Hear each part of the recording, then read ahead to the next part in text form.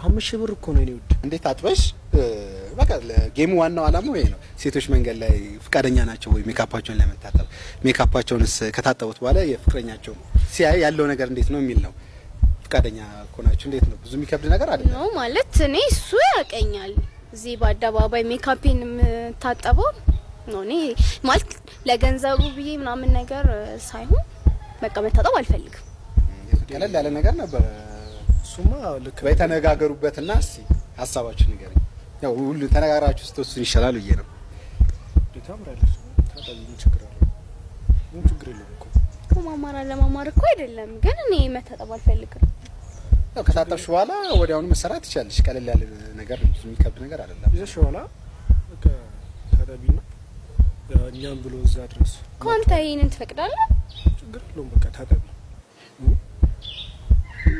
እሺ ፍቃደኛ ናችሁ መጫወት ትችላለህ ማለት ነው። ጌሙ መታጠብ ይቻላል ማለት ነው።